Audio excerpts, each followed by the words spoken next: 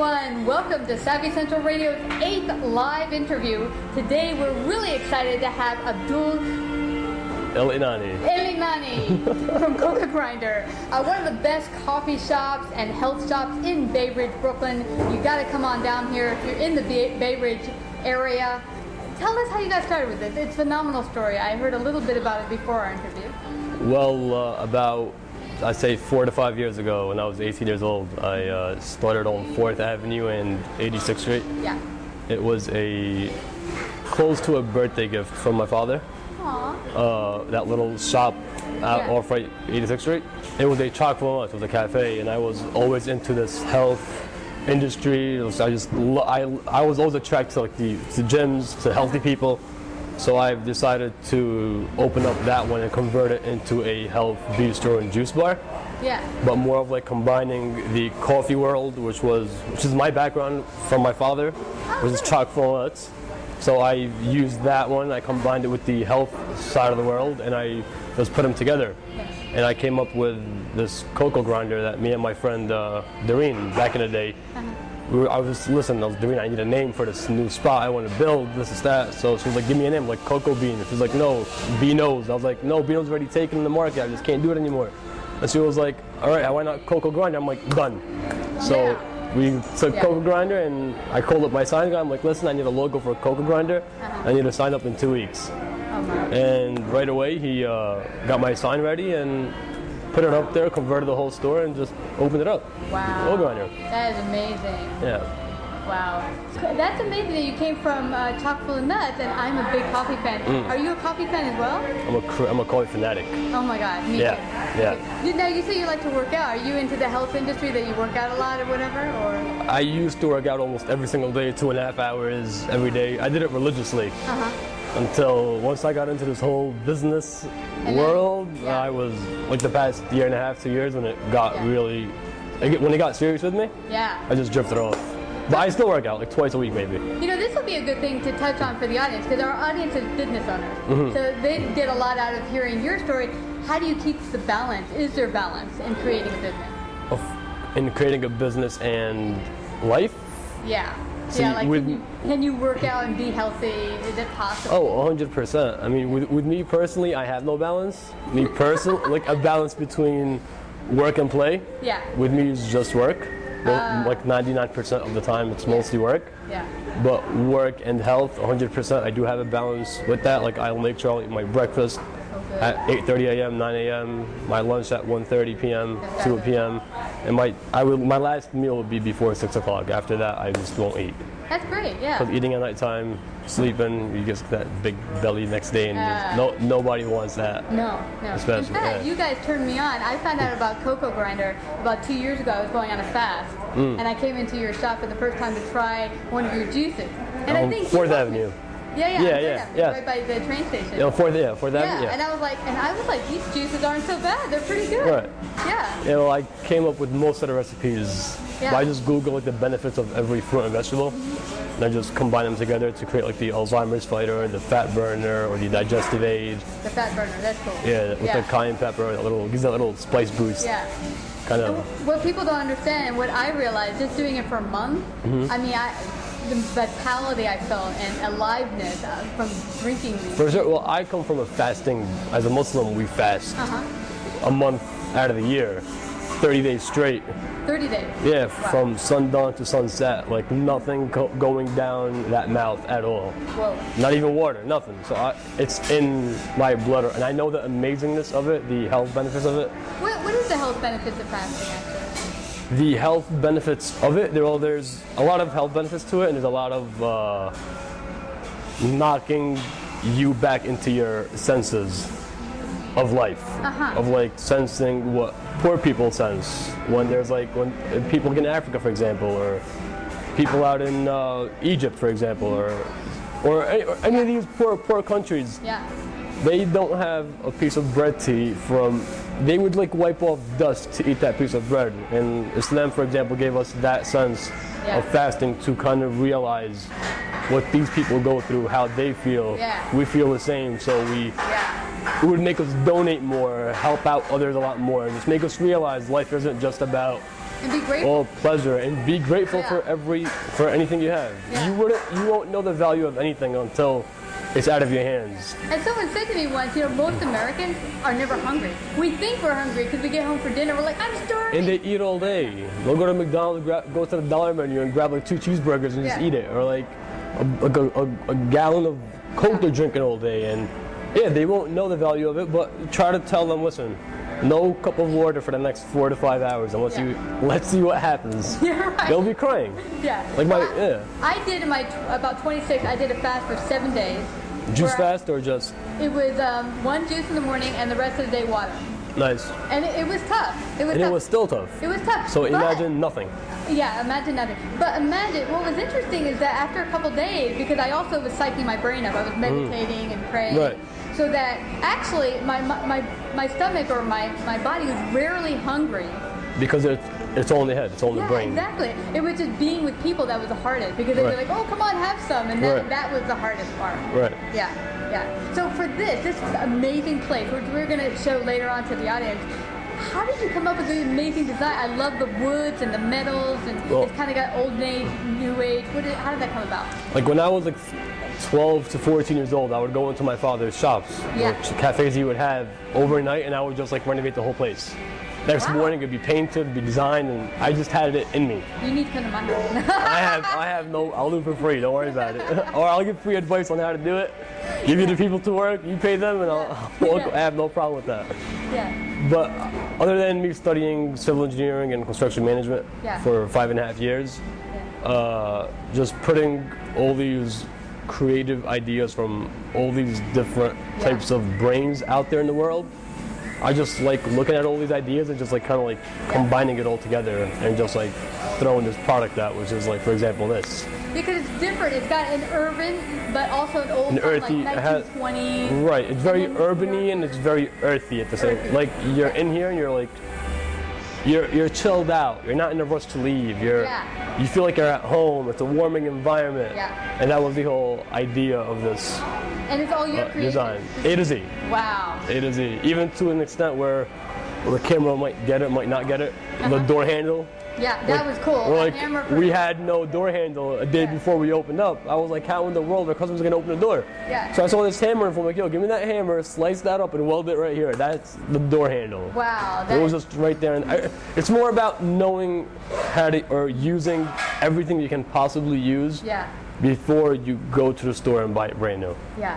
Like using reclaimed barnwood and just putting on the wall, and don't spend all those thousands and thousands of dollars. Even though I did it over here, but it felt good spending that. Use it, like making sure that all that stuff is reclaimed and it's not dumped out in some dumpster.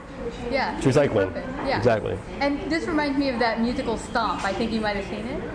I don't think so. Well, it's amazing where they take things that ordinary, like a broom or even they would use it for musical instruments. Yeah, I've seen and, videos like that. You think a musical instrument has to cost thousands of dollars. Even they would do like pots and pans too. Yeah. So it goes to show you that art is really what you make it, and you can make anything amazing and beautiful. Art can be anything. Yeah. It can be art of life, art of design, art of personality. Yeah. Everything. Yeah. And what I was really intrigued about is that your business, there's a lot of businesses, a lot of restaurants in this area in Manhattan, but what stood out for me was the exceptional customer service that you guys have. How did that come about for you that you made that number one? Well, customer service comes to me before my product. My number one thing is customer service, or if I sense someone isn't, like I don't need to train that person to be nice to customers. If I'm gonna have to do that, I wouldn't really want you to work for me, plain and simple. So number one thing before hiring anybody is learn that if you are a smiling person, you're simply hired. I'm not gonna ask you what your background was, what your experience is. I will teach you whatever you need, but as long as you know how to accept the customer and make the customer feel at home, you're hired. Like for example, the statistics that Harvard, business of Harvard, some kind of business sect in Harvard University, they did a study on Starbucks, for example. Okay. And they found out that for a normal satisfied customer would visit a Starbucks location on average 4.4 times per month. And they would spend about $4.06 per visit for the span of about 4.5 years. Okay. Wow. On the other hand, we're a satisfied customer, a very satisfied customer. Yeah. They found them to spend, they would visit every month about 7 to 8 times per month, spend about $7.82 per visit, and they're a customer for about 8 to 9 years. Wow. That's the satisfied customer. And also another study that was made by them, they found out there was $41 billion in losses per year in the retail food industry just because of customer service, like poor customer service. Wow, that's amazing. I know for myself, I come here sometimes 2 times a day. I know that for a fact. Yeah. So it does say something that's totally accurate. And I'd heard one guy who's a marketer say that also, if unhappy customers will talk more about their unhappy experiences than happy customers. So you don't want to piss people off. For one unhappy client, yes, to make that client happy again, it'll take you 12 happy services to make that client happy again. Yeah. Wow. To get that back, to get that one person back. And this is so important for any businesses out there, whether you're a service-based entrepreneur or doing something else, that's more product-based. It's so important to make sure your customers are happy, because I've been around even some of the places around here, and if something's done incorrectly and I go and tell them, hey, this is not what I ordered, they'll argue with me, and I'm like, listen, hombre, this is not good if you want me to come back. So see, if you also another survey that was made. Yeah. I'm all about statistics. They asked. They made a survey and they found out that 58% of consumers, when they were asked when was your last good customer service experience, 58% of them couldn't remember the last time they did.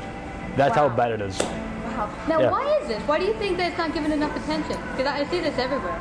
I feel like the very big in the corporate world, they don't really pay attention so much on customer service and how much to satisfy a customer and stuff like that, as opposed to to small businesses. They're more concentrated on customer service. Like I'm hopefully when I get to the level of 20, 30, 40 locations, I will make sure my customer service is still number one. Yeah.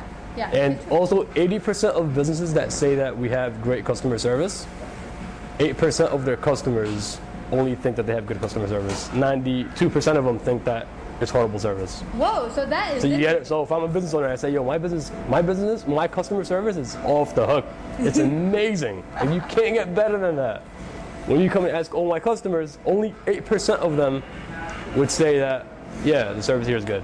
So what is up with that? Why would someone think they're the bomb when it's actually not? Because a lot of business owners think that they're above everybody else, and they don't want to face their faults.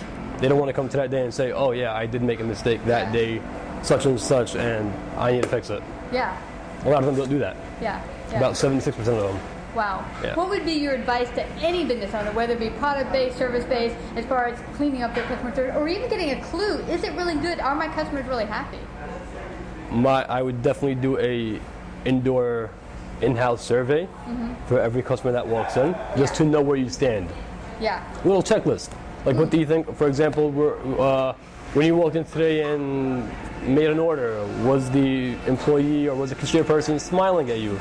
Did they say, how was your day? Yes or no? Like questions like that where because an owner is not there all the time. You need to know what's going on. Yeah. So you would do like a little box on the side where they were like dipping all their papers and just check it at the end of the week. And just go over it, have a staff meeting, and just get those problems solved, because it's something that you can change easily. Yeah. It's not the product. It's 88% of customers that return to the establishment is because of customer service and not The product was only 12%. Yeah, and it's interesting because I had heard that in Japan it's really, really number one that they put customer service ahead of anything else, and that when they even package a package to send a client out, they take like 40 minutes to pack it. It's like super care. Wow. And then they come out from behind the counter and they hand it to you with both hands. Right. It's like everything is done like you are the most important thing in the universe right now. Right, even though that does take time, Yeah. and some customers don't want to wait that long to get that product, Yeah. but at the end of the day, you will have a lot more satisfied customers Yeah. than unsatisfied customers. Because when they receive the product and they see how well it was taken care of, when they went through that whole entire process, to the grill, to cutting, to putting the toothpicks, to putting in the box, to closing the box, to make sure everything is perfected in the process, Yeah. they would appreciate it then when they finally get the end product. Yeah. They would come back, maybe not in a very rushed time that they have, Yeah. because they might have that 10 or 15 minute wait, Yeah. but they would definitely come back to like just on their chill that days. Yeah. I mean, I think for someone who's a business owner who's like super busy will be like, okay, I don't have time for this, but that's why there's drive-through. Right. Yeah.